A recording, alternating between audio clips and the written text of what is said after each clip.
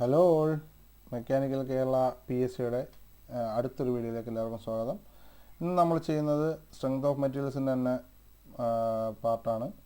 അതിനകത്ത് നമുക്ക് കാണുന്നത് ഈ പ്രാവശ്യം നമ്മൾ ബീമിനെ പറ്റിയിട്ടും അതിൻ്റെ കുറച്ച് കാര്യങ്ങളാണ്. SFD BMD ഒക്കെയാണ് നമ്മളിന്ന് പഠിക്കാൻ പോകുന്നത്. അപ്പോൾ അതിനതിൽ എന്താണ് ബീം? നമ്മൾ ഇന്ന് കഴിഞ്ഞ ക്ലാസ്സിൽ പറഞ്ഞിരുന്നു അല്ലേ, എന്താണ് ബീം? ട്രാൻസ്വേഴ്സ് ലോഡിംഗ് ഉള്ള അല്ലേ, ഹൊറിസോണ്ടലായിട്ടുള്ള ഒരു കമ്പൗണ്ടാണ്. ഹൊറിസോണ്ടൽ മെമ്പറാണ് എന്ത് ബീം. ട്രാൻസ്വേഴ്സ് ലോഡിംഗ് ആയിരിക്കും. ഇതിനെങ്ങനെ വേണമെങ്കിൽ ഫിക്സ്ഡ് ആയിരിക്കാം. അതിനാണ് ബീം എന്ന് പറയുന്നത്. പലതരം ബീമുണ്ട്. ഏതൊക്കെയാണ്? സിംപ്ലി സപ്പോർട്ടഡ്, റോളർ സപ്പോർട്ടഡ്, പിന്നെ ഹിഞ്ച്ഡ് അല്ലേ, ഹിഞ്ച്ഡ്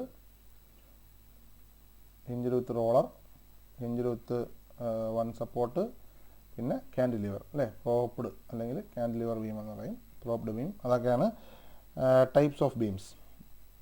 ഓക്കെ, ഈ ക്ലാസിഫിക്കേഷൻ, ബീമിനെ ക്ലാസിഫൈ ചെയ്യുന്നത് മെയിനായിട്ട് രണ്ട് തരത്തിലാണ്. സ്റ്റാറ്റിസ്റ്റിക്കലി ഡിറ്റർമിനൻറ്റും സ്റ്റാറ്റിസ്റ്റിക്കലി ഇൻഡിറ്റർമിനൻറ്റും. സ്റ്റാറ്റിക്കലി ഡിറ്റർമിനൻറ്റും സ്റ്റാറ്റിക്കലി ഇൻഡിറ്റർമിനൻറ്റും. സ്റ്റാറ്റിക്കലി ഡിറ്റർമിനൻ്റ് എന്ന് പറയുമ്പോൾ എന്താണ്? നമുക്ക് മൂന്ന് ടേംസ് അല്ലെങ്കിൽ മൂന്നിൽ കുറവ് ടേംസ് കാണത്തുള്ളൂ. എന്ത്? അൺനോൺസ്. മൂന്നോ അതിൽ കുറവ് അൺനോൺസ് കാണത്തുള്ളൂ. ഇതിൽ മൂന്നിൽ കൂടുതൽ അൺനോൺസ് ഉണ്ടാവും. ഓക്കെ, അതാണ് ഇൻഡിറ്റർമിനൻറ്റും ഡിറ്റർമിനൻറ്റും. ഓർത്തോളാം, മൂന്ന് യൂണിറ്റ്സ് അല്ലെങ്കിൽ മൂന്ന് ടേംസ് ആയിരിക്കും അൺനോൺ. മറ്റൊരു മൂന്നിൽ കൂടുതൽ അൺനോൺ ഉണ്ടാവും. ഇതിന് ഇൻഡിറ്റർമിനൻ്റ് ആയിട്ടുള്ള ബീമുകൾ fixed beam. Okay, fixed beam indeterminate ആയിട്ടുള്ള ബീമാണ്. ഓക്കെ, നമുക്ക് ഇതിപ്പം ഇവിടെ ഞാനൊരു സ്പേസ് ഇട്ടേക്കാൻ, അങ്ങനെ സ്പേസ് ഇടേണ്ടതല്ലോ. ഓക്കെ, നമുക്ക് ഇതിൻ്റെ കുറച്ച് ടേംസിനെ പറ്റി പഠിക്കാം. ഇതിൻ്റെ കുറച്ച് കാര്യങ്ങൾ അറിഞ്ഞിരിക്കേണ്ടതെന്ന് പറയുമ്പം, in beams -W is equal to എന്താണ്? DS by DX. അതായത് റേറ്റ് ഓഫ് ലോഡിങ്, ലോഡാണ് അല്ലേ. Rate of load is equal to shear സ്ട്രെസ്സിൻ്റെ rate of shear stress with respect to distance അല്ലേ. Rate of shear stress with respect to distance. അതാണ് ഇതൊരു equation. ഇത് ഓർത്തിരിക്കേണ്ട ഇക്വേഷനാണ്. ജസ്റ്റ് മനസ്സിൽ ഫീഡ് ചെയ്താൽ മതി. -W is equal to DS by DXും അതുപോലെ S is equal to DM by DXും. S is equal to DM by DX. അതായത് shear stress is equal to അല്ലെങ്കിൽ is proportional to rate of change of moment അല്ലേ. Bending മൊമെൻറ്റിന് അതിൽ വരുന്ന കാര്യമാണ് ഞാൻ പറഞ്ഞത്. ഇത് shear force is equal to rate of change of bending. അപ്പോൾ ഇതിൽ നിന്ന് നമുക്ക് എന്ത് കിട്ടും? ഇതിൽ നിന്ന് ഈ ഒരു ഇക്വേഷൻ, ഇത് ഓർത്തിരിക്കേണ്ട ഇക്വേഷനാണ്. ഈ ഇക്വേഷനിൽ നമുക്ക് കിട്ടും എന്താണ്? വെൻ S ഈസ് 0, അതായത് ഷിയർ ഫോഴ്സ് 0 ആയിരിക്കുമ്പം എന്താണ്? ഷിയർ ഫോഴ്സ് 0 ആയിരിക്കുമ്പം DM ബൈ DX ഈ 0, അതായത് moment will be maximum or minimum. ഓർത്തോളുക, അങ്ങനെ ഒരു ചോദ്യം വന്നിട്ടുണ്ട്. When shear force is 0, bending moment is maximum, minimum, maximum or minimum, none of these. ഇത്രയും പറഞ്ഞിട്ടൊരു 4 ഓപ്ഷൻ. അപ്പം മാക്സിമം ഓർ മിനിമം എന്നുള്ളത് ആരും ശ്രദ്ധിക്കത്തില്ല. ഓർത്തോളുക, ഷിയർ ഫോഴ്സ് 0 ആണെങ്കിൽ DM അത് ഇൻറ്റഗ്രേറ്റ് ചെയ്യുമ്പോൾ DM by DX is either maximum or minimum. Okay, ഓർത്തോളൂ. അപ്പം അടുത്ത M0 ആകുമ്പോഴോ, S is equal to DM by DX എന്നുള്ളത് M0 ആകുമ്പം മൊമെൻറ്റ് 0 ആണെങ്കിൽ എന്താ? DM ബൈ DX 0 ആയിരിക്കും. സോറി, M0 ആണെങ്കിലല്ലോ, M0 ആകുന്നൊരു കണ്ടീഷൻ നമുക്ക് വേണ്ടല്ലോ. M കോൺസ്റ്റൻ്റ് ആകുമ്പോൾ, ഓക്കെ, M കോൺസ്റ്റൻ്റ് ആകുമ്പം S 0 ആയിരിക്കും അല്ലേ. DM ബൈ DX 0 ആയിരിക്കും. എപ്പം M കോൺസ്റ്റൻ്റ് ആകുമ്പോൾ S 0 ആയിരിക്കും. ഓർത്തോളാം, എവിടെയാണോ കോൺസ്റ്റൻ്റ് ആയിട്ടുള്ള മൊമെൻ്റ് ഉള്ളത് അവിടെ ഷിയർ ഫോഴ്സ് 0 ആയിരിക്കും. ഓർത്തോളാം, അത് ഭയങ്കര ഇമ്പോർട്ടൻ്റ് ആയിട്ടുള്ളൊരു കോൺസെപ്റ്റാണ്. അത് ഞാൻ കാണിച്ചു തരാം. അത് പ്യുവർ ബെൻഡിങ് എന്ന് പറയും അല്ലേ. ബെൻഡിങ് മൊമെൻറ്റും ഷിയർ ഫോഴ്സ് 0 ആവുന്ന മൊമെൻറ്റ് മാത്രമുള്ള കണ്ടീഷൻ. അപ്പോൾ എന്താണ്? പ്യുവർ ബെൻഡിങ് എന്ന് പറയും. ആ പ്യുവർ ബെൻഡിങ് നമുക്ക് പഠിക്കാനുണ്ട്, അതൊന്നും തന്നെ പഠിക്കാം കേട്ടോ. ഓക്കെ, ഇനി bending moment, sagging and hogging അറിയാമായിരിക്കുമല്ലോ, നിങ്ങൾക്ക് എല്ലാവർക്കും അറിയായിരിക്കും. നമ്മളൊരു നമുക്കൊരു ബീമുണ്ട്. ഈ ബീമിനെ ഞാൻ ബെൻഡ് ചെയ്തു, അല്ലെ, ഒരു ഫോഴ്സ് കാരണം അത് ബെൻഡ് ചെയ്തു. അപ്പോൾ ഫോഴ്സ് കാരണം ഇത് ബെൻഡ് ചെയ്ത് ഇങ്ങനെ ഇരിക്കുന്നതിന് ഇതിന് പറയുന്ന പേരാണ് എന്ത്? സാഗിങ് എന്ന് പറയും. സാഗിങ് അല്ലേ, ഇത് സാഗിങ് ആണോ? അതെ, സാഗിങ് എന്ന് പറയും. സാഗിങ് എന്ന് പറയുമ്പോൾ എന്താ, ഒരാൾ ചിരിക്കുവാണ് അല്ലേ, ഒരാൾ ചിരിക്കുവാണ്, അപ്പം സാഗിങ് ഈസ് പോസിറ്റീവ്. അടുത്തെന്ന് പറയുമ്പോൾ ഹോഗിങ്,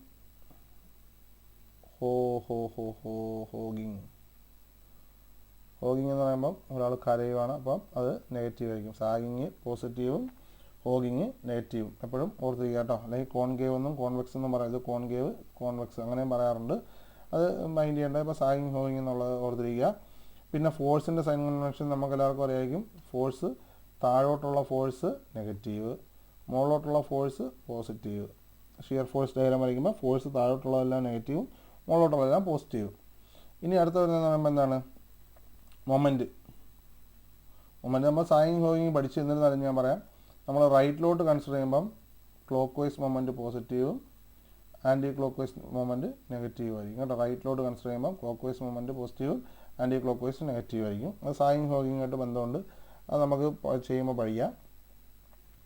ഇനി നമുക്ക് വരുന്ന shear force and bending moment diagram of cantilever beams. Okay, shear force and bending moment diagram of cantilever beams. ഇത് ഒരു കാൻഡിലിവർ ബീമിനകത്തിൽ ഒരു പോയിന്റ് ലോഡ് അറ്റ് എൻഡ് അല്ലേ. പോയിന്റ് ലോഡ് അറ്റ് എൻഡ് എന്ന് പറയുമ്പം അതിൻ്റെ പടം അങ്ങനെ വരും. നമുക്ക് വരുന്ന എങ്ങനെ, നമുക്ക് മാക്സിമം ലോഡ് വരുന്ന എങ്ങനെ, മാക്സിമം ലോഡ് വരുന്നത് ഒരു സ്ക്വയർ ആയിരിക്കും അല്ലേ. അതായത് നമുക്ക് ഇങ്ങനെ വരുമ്പം നമുക്ക് അവിടുത്തെ എന്ന് പറയുമ്പോൾ ഫോഴ്സ് എഫ് എന്ന് പറയുമ്പോൾ അല്ലേ, ഫോഴ്സ് എഫ് എന്ന് പറയുന്നത് താഴോട്ടാണ്. പക്ഷേ ഷിയർ ഫോഴ്സ് മുകളിലോട്ട് ഓർത്തോളം ഞാൻ അത് വീണ്ടും ഞാനിത് പറഞ്ഞുതരാം.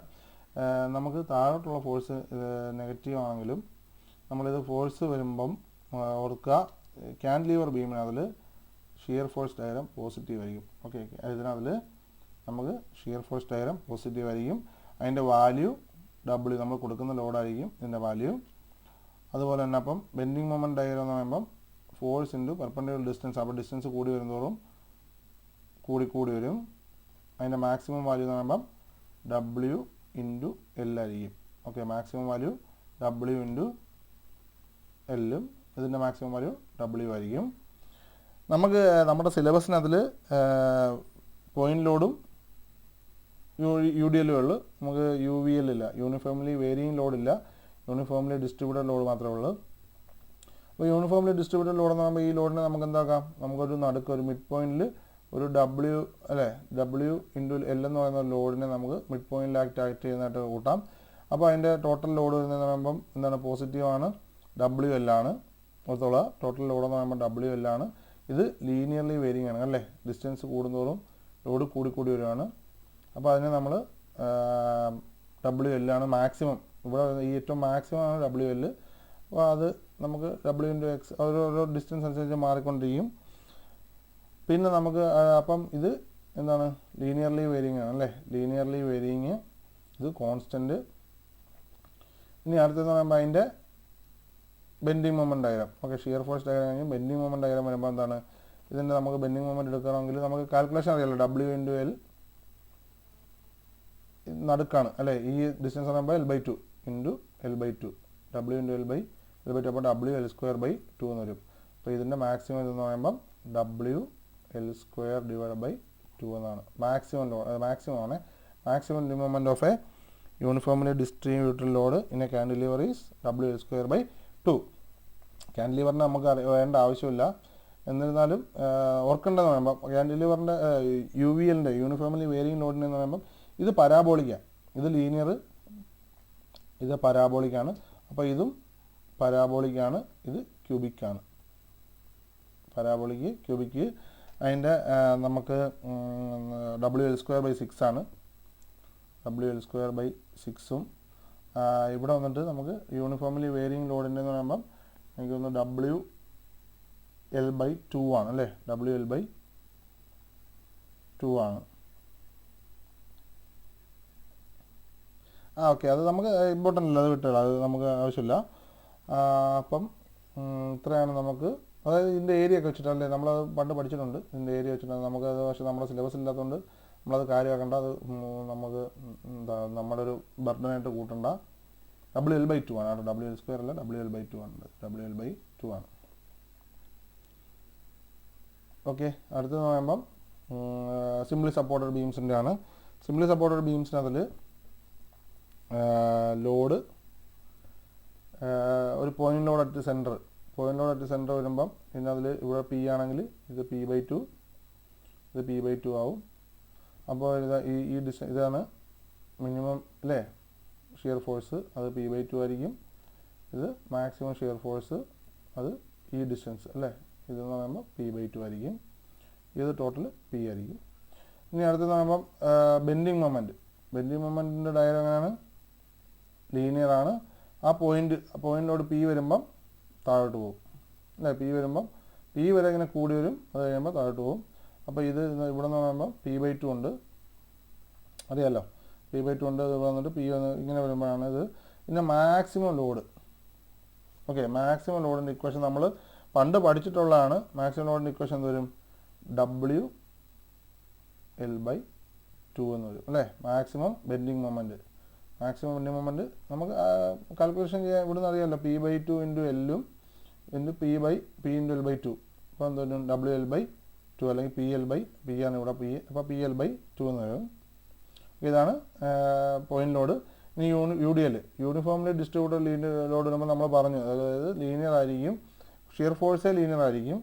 ഷിയർ ഫോഴ്സിൻ്റെ മാക്സിമം വരുന്ന ഇതിനകത്ത് വരുന്നതാണ് WL/2 ആയിരിക്കും, ഇവിടെയും WL/2 ആയിരിക്കും അല്ലേ. അതിനകത്തിൽ ഒരു പോയിന്റ് ഓഫ് കോൺട്രോളക്ചർ, ഇതിനകത്തൊരു പോയിന്റ് ഓഫ് കോൺട്രോളക്ചർ. അടുത്തത് എന്താ ബെൻഡിങ് മൊമെൻറ്റ് പരാബോളിക് ആയിരിക്കും. പരാബോളിക്കിൻ്റെ ഈ ഇക്വേഷൻ ഓർത്തിരിക്കുക. ഇത് നമുക്ക് കണ്ടുപിടിക്കാൻ എളുപ്പമാണ്. ഈ ഇക്വേഷൻ ഓർത്തിരിക്കുക.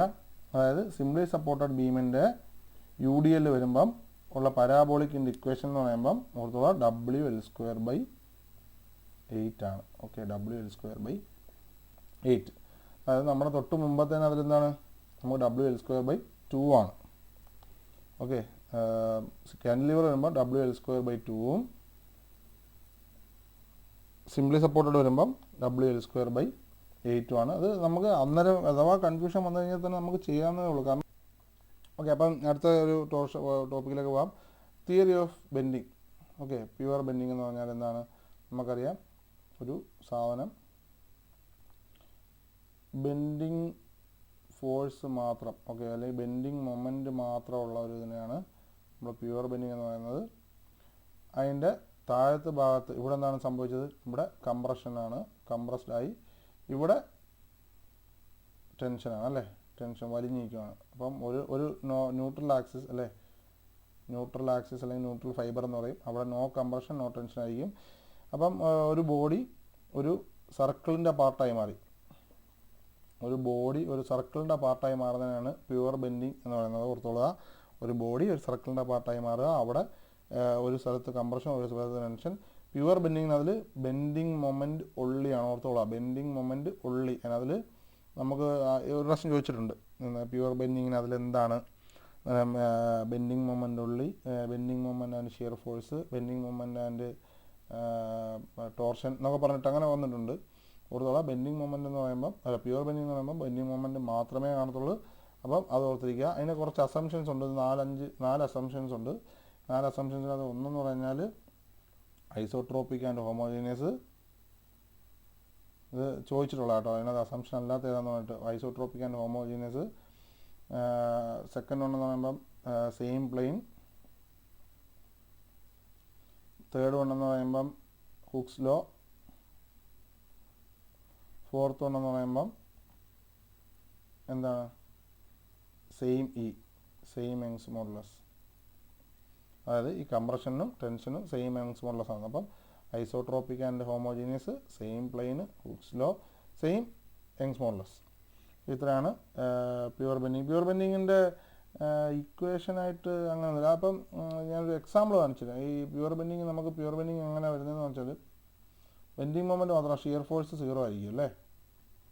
സിംപ്ലി സപ്പോർട്ടഡ് ബീം എടുക്കുക.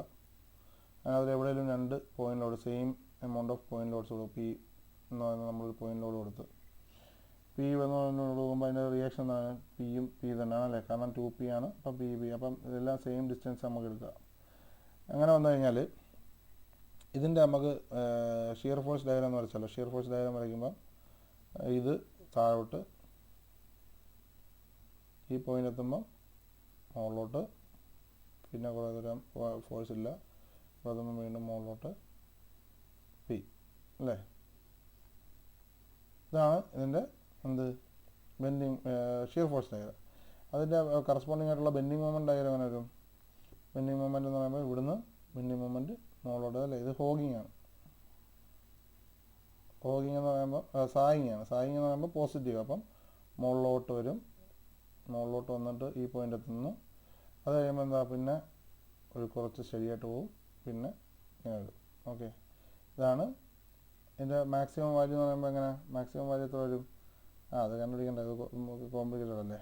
മാക്സിമം വാല്യൂ എന്ന് പറയുമ്പോൾ ഇവിടുത്തെ ഡിസ്റ്റൻസ് ഒക്കെ വരുന്നത് വേണ്ട, അത് അറിയണ്ട. അപ്പം എന്തായാലും ഇപ്പോൾ ഇവിടെ എന്താണ്, ഇവിടെ ബെൻഡിങ് മൊമെൻറ്റ് കോൺസ്റ്റൻ്റ് ആണ് അല്ലേ. ബെൻഡിങ് മൊമെൻറ്റ് കോൺസ്റ്റൻ്റ് ആണ്. അപ്പം ഷിയർ ഫോഴ്സ് 0 ആണ്. Bending moment constant, shear force 0 ആകുമ്പം അവിടെ പറയുന്ന പേരാണെന്ത്? Pure bending. ഓക്കെ, ഇതാണ് പ്യുവർ ബെൻഡിങ്.